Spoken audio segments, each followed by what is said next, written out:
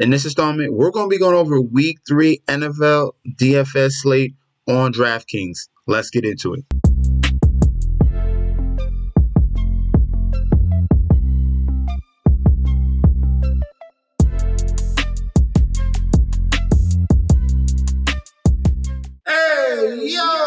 Welcome back to the channel. It's your boy Chef D, and I'm here to bring you the winning ingredients for our Week 3 NFL DFS slate on Draftkings. But before I deep dive into this very intriguing slate, guys, don't forget to like, comment, and subscribe to the channel. Make sure you follow me on Instagram and Twitter at MetsNetsJetsD. Don't forget about that TikTok at Chef_D91. And don't forget about the Patreon. If you want to be linked up to that Patreon, get you guys ready for the NFL bets for Week 3.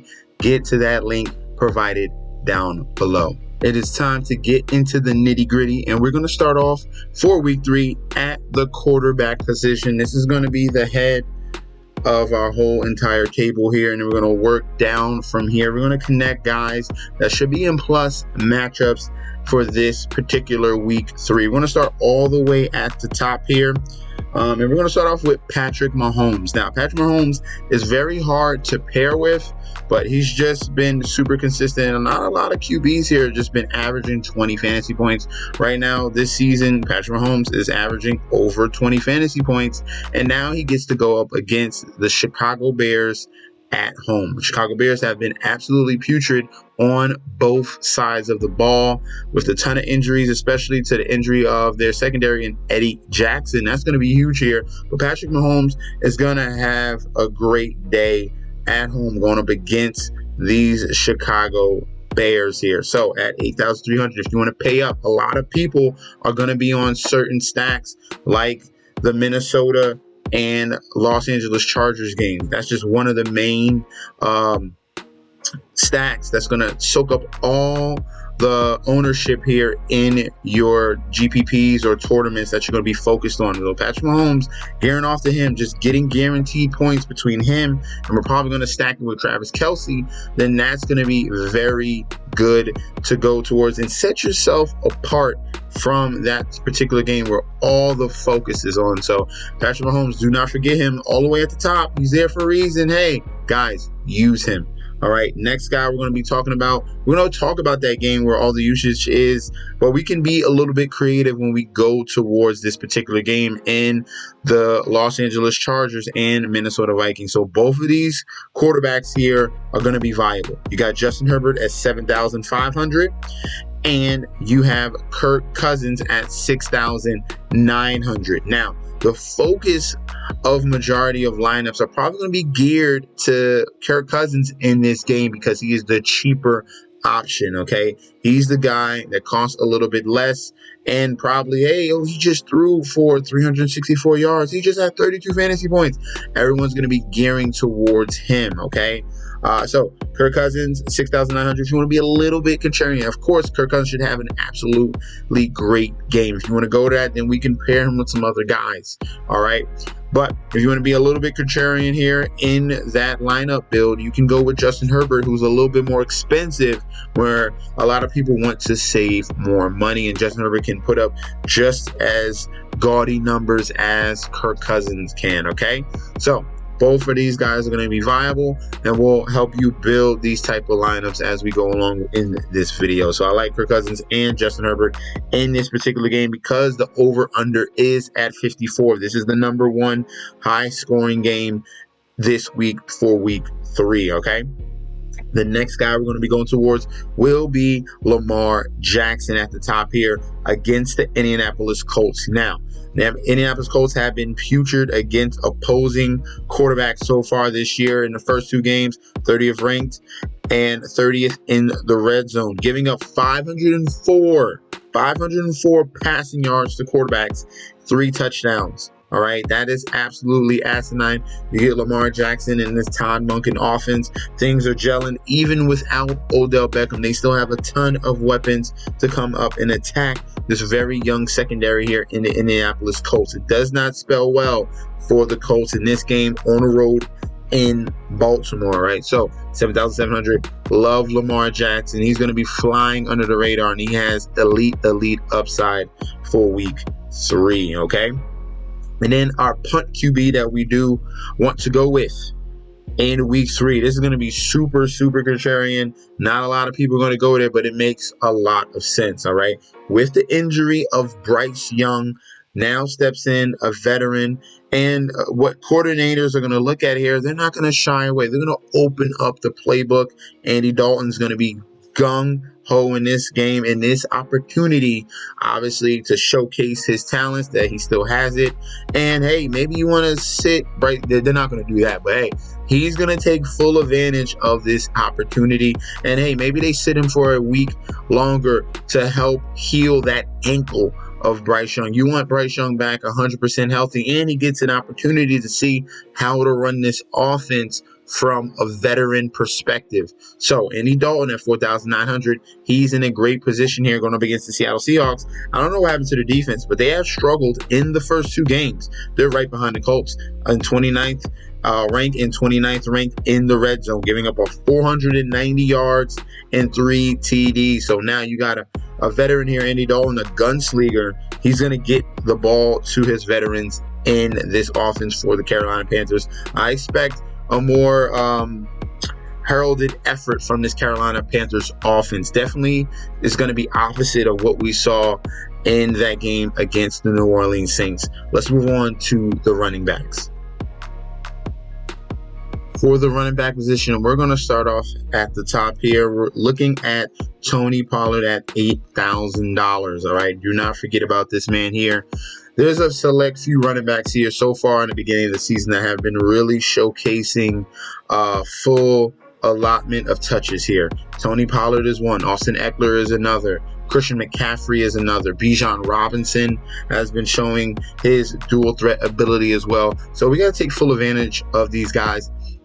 And Tony Pollard had a masterful performance against the New York Jets defense, which stonewalled the Buffalo Bills in week 1. Tony Pollard now gets a nice little easier matchup against the Arizona Cardinals, where he can pull his full efforts abroad, and hopefully he can get to his points before it gets really ugly in this game against Arizona. Maybe Arizona shows some fight. They are at home, and they've been playing pretty tough in the first 2 games, but I expect Tony Pollard and the Dallas Cowboys offensive line to be very aggressive and really set the tone in this football game. So I like him at $8,000 to have another performance of over 20 touches and get you a nice handful of receptions as well. The next guy we're going to be going towards will be Travis Etienne if we look a little bit lower here in this Jacksonville Houston game here. Now, we already know the history of the Houston Texans. You take full advantage of them in their run defense. Yet again, this is another year where they have struggled to stop the running back position. They are 2nd worst in the league, stopping the running backs, 31st overall and 31st in the red zone, allowing 120 rushing yards, 4 yards a carry, and 2.5 TDs a game to that running back position. And the guy getting all the touches is Travis Etienne of the Jacksonville Jaguars. Love him at $6,900 in a perfect bounce back scenario. We saw what he was capable of doing in week 1 against Indianapolis, 21 fantasy points. Struggled against KC and their stout defense with Chris Jones back. And now you get Etienne in a game against Houston where he should turn up yet again. At this price at $6,900, not a lot of people are going to be focusing on him. They're going to be focused on Trevor Lawrence in the passing game, but Etienne getting over 80% of the touches. Man, you got to take full advantage of that in a plus matchup. All right. The next guy we're going to be going towards will be Kenneth Walker for the Seattle Seahawks here. Kenneth Walker is going up against this Carolina Panthers defense here. And, hey, this is their bread and butter. They're utilizing Ken Walker. He's the number 1 option here. They're not really getting many touches to DJ Dallas. And we haven't really even seen Zach Charbonnet. So this price is very viable of Ken Walker at $6,200. We saw 2 touchdowns from him last week, despite the fact that he was not getting a very high average yards per touch, 2.5 against Detroit. But that did not discourage them. They still gave him the football. And that's what we're going to see here at home against the Carolina Panthers, who struggle against the running backs. All right, Carolina Panthers are right behind the Houston Texans here 29th overall and 29th in the red zone, giving up 97 yards rushing, 2 TDs, and 4.2 yards per carry. So we get a bell cow here in Ken Walker at a nice price of $6,200. I'm not shying away from this opportunity here at home, okay? Next, running back we're going to be going towards is going to be in this same particular game. It's going to be Miles Sanders. Both of these teams are struggling mightily defensively, okay? Miles Sanders gets an opportunity to have a bounce back game here against the Seattle Seahawks, and he's one of the guys that's getting over 20 touches and really the focal point. And Chuba Hubbard does get some work, but it was kind of out of hand in that previous game against the Saints. But Miles Sanders is the bell cow. He's going to get the opportunity to showcase his efforts because, hey, they did pay him the big bucks here at $5,700. I like him going up against these Seattle Seahawks. He's going to rush the ball, and he has the opportunity to receive some of the catches. All right, he has 11 targets in the first 2 games, and he does not shy away of checking down that football as well. So Miles Sanders is going to be someone we consider at $5,700. All right, let's continue to go down. I have a nice cheaper option here for you in Joshua Kelly. A lot of people got discouraged from Joshua Kelly because they played him against the Tennessee Titans after the injury to Austin Eckler, but you get a second opportunity to play him. Let's hop back on the bandwagon here, and this is a perfect matchup against the Minnesota Vikings because Minnesota is going to be so focused on trying to stop the pass. Joshua Kelly is going to have wide open lanes to run through. Just like Minnesota struggled against the Eagles, they focus on that pass defense and let things fall apart against them in that running game where DeAndre Swift had an all-time career game. So now coming back to Joshua Kelly at this price of $5,400, I like it here. They raised his price. It's very valid, and this is a perfect matchup here for him going up against the Minnesota Vikings. And especially if you want to slow down their offense, you got to establish the run game, all right? So like Josh Kelly at $5,400. Then last but not least, our final running back is going to be a punt effort here at Gus Edwards for the Baltimore Ravens, right? This play here is mainly because Justice Hill, who was the backup to Gus Edwards, is going to be out. So they're really decimating here. We might see one of their backup running backs here. Let's see, Melvin Gordon. Yeah, Melvin Gordon and Kenyon Drake. That's why they signed both of those guys. We might see a little sprinkle of them, but Gus Bus is going to be the lead back here, and he is very, very efficient.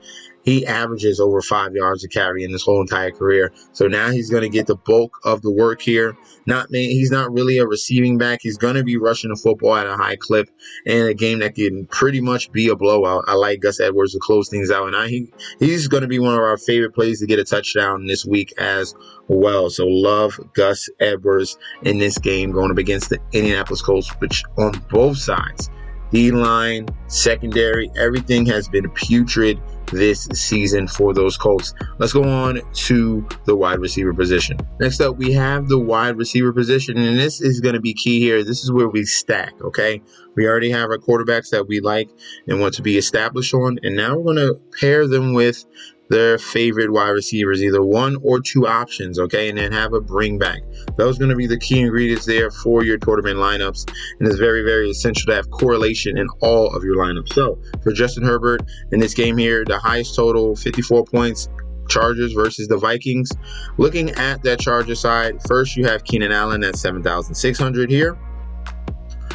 He had a phenomenal game last week, 8 for 10 for 111 and 2 TDs. A lot of people are going to be on that. And then you have Mike Williams yet to pop off, and he is very, very due. I think I like him more. He had just as many targets, 8 for 83. You saw a bounce back performance from him from his performance against the Miami Dolphins in week 1, and he has yet to get a touchdown. I think he finally gets one this week. Look for Mike Williams to have a breakout game going up against these Minnesota Vikings in their small corner. So like Mike Williams as one of our favorite plays. If you want to look at a cheaper option for the Los Angeles Chargers, you can go with the true number 3 wide receiver here, and that's Joshua Palmer, not Quentin Johnston. All right, a lot of people think it's Quentin Johnston, but no, the number 3 wide receiver on this offense is Joshua Palmer at 3,300. He saw a nice little amount of targets against the Tennessee Titans.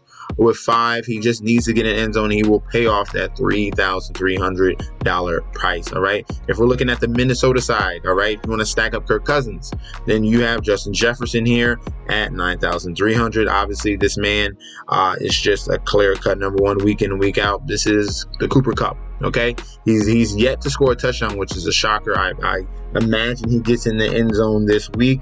We should definitely write that down as a prop. Justin Jefferson to get a touchdown in this particular game. So perfect environment here.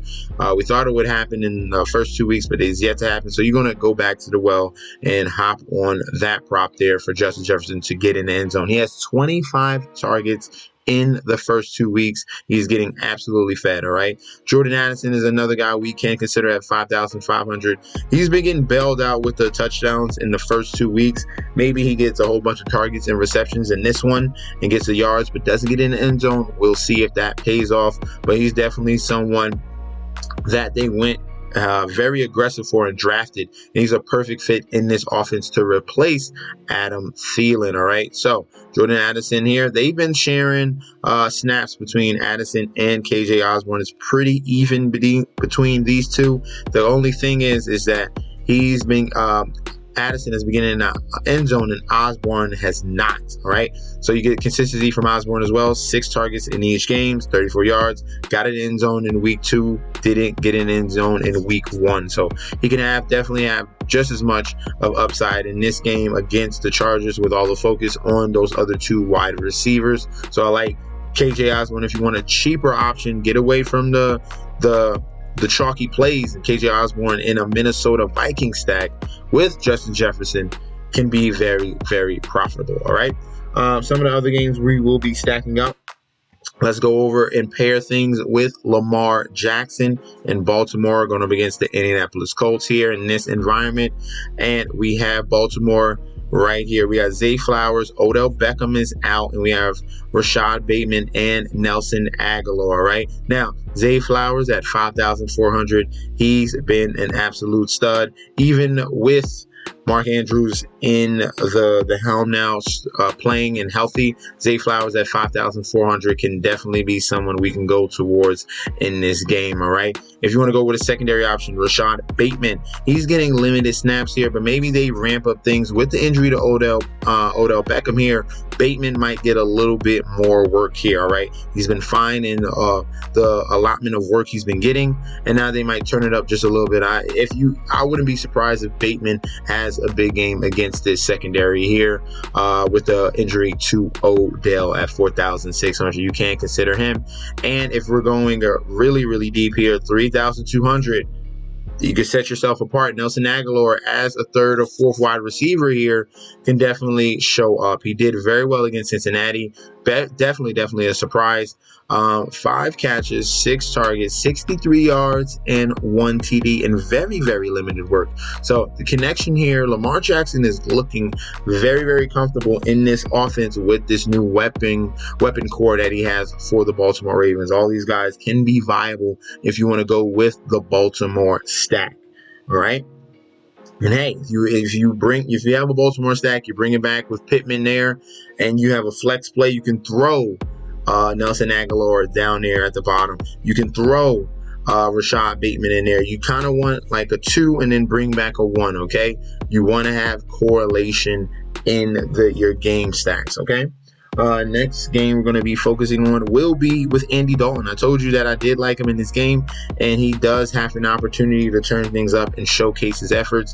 And the guys we want to pair him with is going to be very cheap here. Adam Thielen is just your professional's professional, all right? This is someone he can trust upon here with Andy Dalton.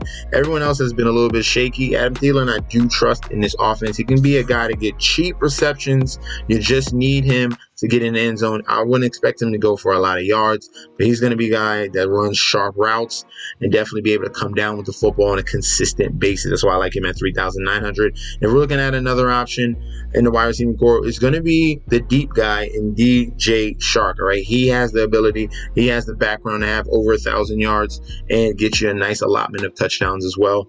I expect him to have a breakout game here against Seattle. He has the size to go up against these corners here in Seattle. So I like him and this Carolina stack as well. All right. The next stack we're going to go towards, which is going to be a sleeper pick here. We're looking at this Denver-Miami game, which could go, under the radar here, with everyone focused on Baltimore and Atlanta, Detroit, and KC and the Bears, and Minnesota and the Chargers.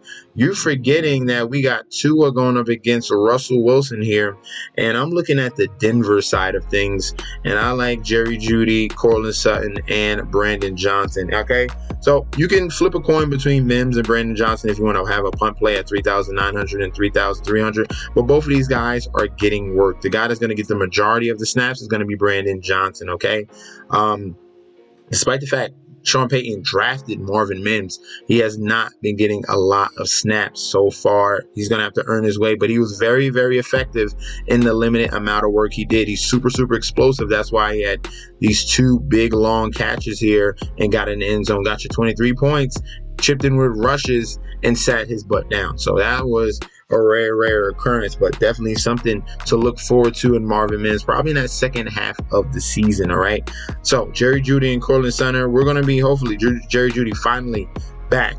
All right, this is going to be a second game. He obviously in his first game back, it wasn't perfect. All right, he got 5 targets, only 25 yards.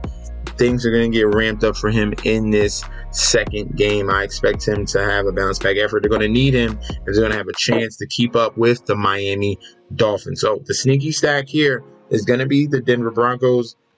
It's going to be Jerry Jeudy at 6,500. It's going to be Courtland Sutton, who has size, at 5,100.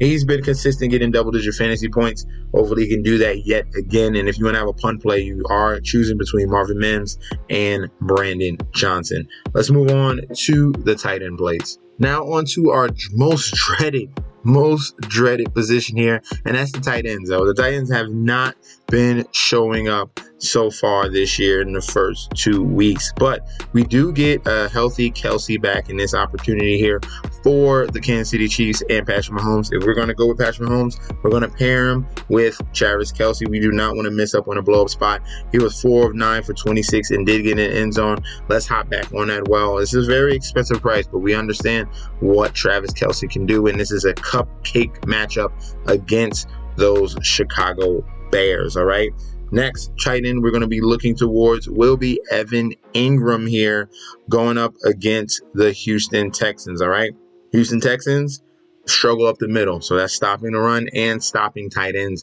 as well. Okay, so this was a great performance from him we saw against Kansas City. He's been getting a nice allotment of targets, 13 targets in the first 2 weeks, 11 catches, hasn't got in the end zone, but this is a spot where he can definitely blow up, especially with all the injuries to the Houston Texans secondary. All right, they're missing Petrie, they're missing a ton of guys, and this is the perfect guy to exploit him with. The size and speed combination that Evan Ingram possesses is absolutely perfect here for this game at 4,800. He's right in the middle, not too expensive, not too cheap. 4,800. You can definitely go towards Evan Ingram in this spot here, going up against the Houston Texans. All right, the next guy we're going to be looking at will be Hayden Hurst here of the Carolina Panthers. I'm full all in on this Carolina Panthers thing. I'm telling you right now, Carolina Panthers are going to score some touchdowns this week in week 3. You're going to be super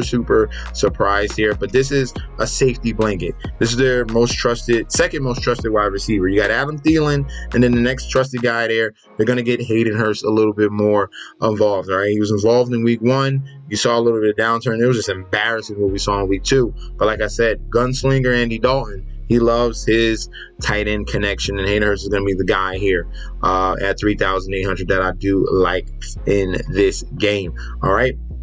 And then last but not least, all right, I'm going against my own team here. Hunter Henry has emerged. He is a top 10 tight end right now. Technically, he's like top 8, but this man technically is like top 5. If you really want to look at all the numbers, he's been putting on an amazing performance in back-to-back weeks, averaging 16.9 fantasy points per game. You cannot fade this. This is the number 1 option here for the New England Patriots and for Mac Jones. This is his favorite receiver, and that's Hunter Henry. Remember him from the Los Angeles Chargers with him and Justin Herbert? Well, now he's getting a rebirth here with the New England Patriots, with Bill O'Brien's offense. This is a perfect match here. Mac Jones tossing him the ball at a very high clip. 13 targets in 2 games, 11 receptions, and 2 touchdowns. At 4,100, you want to save some salary. The Jets struggle against tight ends, just plain and simple. We have slow linebackers, and our safety play is okay, definitely down deep, but up the middle where you get a big body guy like Hunter Henry, we have some problems, all right? And the majority of the time, Hunter Henry is going to be going up against Mosley, and that's going to be an easy matchup. He cannot keep up, especially against opposing running backs, okay? That's why we need Quincy Williams out there. But Hunter Henry in a perfect spot here. I expect another double-digit fantasy performance from him in this game against the New York Jets, all right? So that's going to be our plays for week 3 here. I built out a lineup right here, all right, essentially. Obviously, we want to pair Patrick Mahomes with our guy. Let's see if we can fit that, if we can get things going here. If I take out Hunter Henry, we go to Travis Kelce, I don't think we have much left. So we have to take out somebody else. So we could cut, say we cut, we'll go to, so we don't go with Tony Pollard, all right? I love Joshua Kelly in this game. Already have him here. So we're going to pull him up. We're going to pull Josh Kelly up to that running back position. He's going to be 5,400. They're not letting me. So we'll take him out here. We'll go to the running backs here. We're going to put Joshua Kelly in this lineup for you guys. And a flex play, we have Adam Thielen already. Let's see. Let's go with a KC guy. We're going to go with Sky Moore, okay? He's going to be a cheap guy we can go towards here. Matter of fact, we'll go Tony. So we have a double stack. No, matter of fact, we have Mahomes, we have Kelce. We bring it back with DJ Moore. That's what we want. All right, so we got correlation in this lineup. Let's stick to the rules here. All right, so we got the Chicago KC stack: Kelce, DJ Moore, Patrick Mahomes here. We got 2,600 to pay for a defense. All right, that's the lineup that you can go towards. You see the concept. We get access to that game that we do like in the Chargers in Minnesota. We have access to the Chicago KC game in that stack. So this is a very creative lineup here. Something in that type of realm that you want to aim for in your lineup builds. All right. So guys, thank you for tuning in. Don't forget to like, comment, and subscribe to the channel. If you're a viewer and not currently a subscriber, click that subscribe button right now. And guys, if you want winning bets for this week in week 3, click that Patreon link down below. All right. Peace out.